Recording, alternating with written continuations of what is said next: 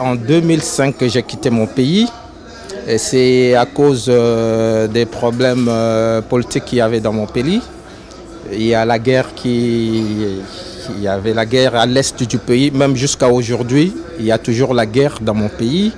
Et il y avait aussi beaucoup de turbulences sur le plan politique.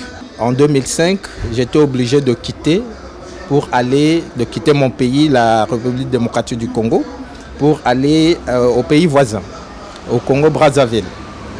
Alors je suis allé au Congo-Brazzaville.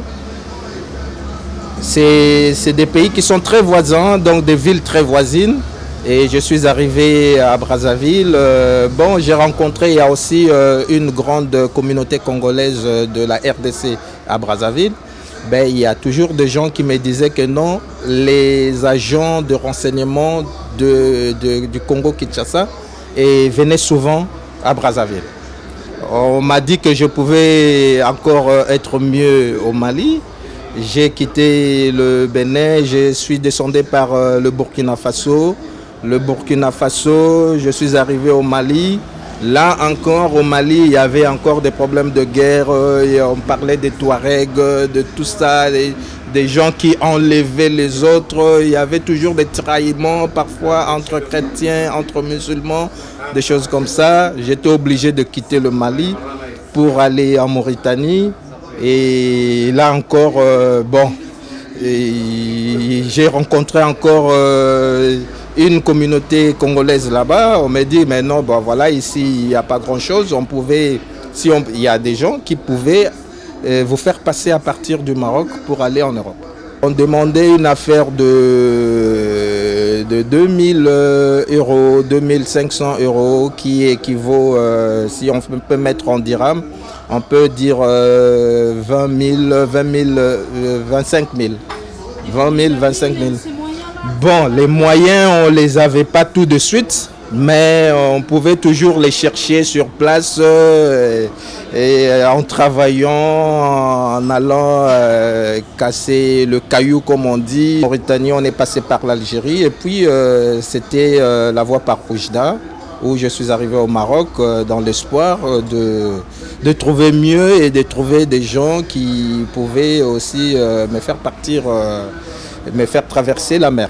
Je suis arrivé au Maroc et c'était pas facile parce qu'on n'avait pas d'abord ces papiers, on n'avait pas les papiers et pour trouver de l'argent, il fallait travailler. Je suis parti dans les centres d'appel pour chercher un peu à trouver les moyens pour se préparer dans cet objectif. Malheureusement, et beaucoup de centres d'appel où je suis passé, les gens m'ont escroqué, si je peux dire comme ça.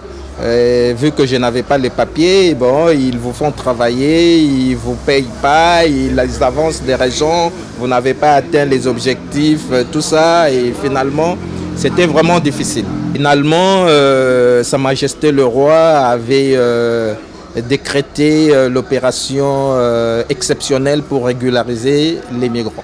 Avec mes papiers, j'avais beaucoup d'espoir quand j'ai commencé à travailler comme délégué médical et pharmaceutique.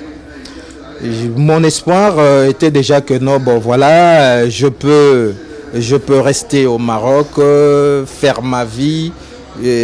D'autant que j'ai la CNSS, j'ai le contrat, je vais bâtir ma vie au Maroc. Mais malheureusement, il n'y avait pas tout ça. Je suppose qu'avec l'enseignement, si je trouve mieux dans l'enseignement, donc je peux rester parce qu'on ne peut pas rester sans la CNSS, sans le contrat. Donc il faut quand même un travail stable. Pour l'instant, je suis là comme enseignant. Et je suis à l'aise. Le directeur de l'école a promis de me faire signer un contrat à durée indéterminée. Il a promis de me donner la CNSS. Alors s'il peut,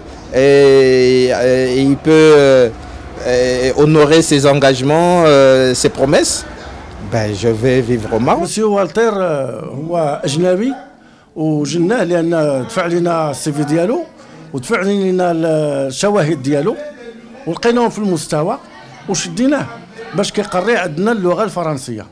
عندنا اساتذه هنا اساتذه مغاربه، وعندنا اساتذه ماشي غير والتير، كاينين حتى اساتذه اجانب اللي هما فرنسيين بحال مدام جورجيت، مسيو كلود، اللي هما داخلين معنا وتيقريو اللغه الفرنسيه.